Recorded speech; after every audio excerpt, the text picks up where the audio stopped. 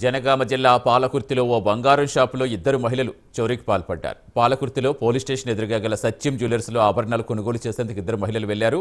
వారికి షాపులో పనిచేసేవారు ఆభరణాలు చూపిస్తుంటే సదరు మహిళ వస్తువులు చూస్తూ వెండి వస్తువులు తీసి తన చీరలో దాచింది. షాపు యజమానికి అనుమానం వచ్చి సీసీ కెమెరా చెక్ చేయగా చోరీ బయటపడింది.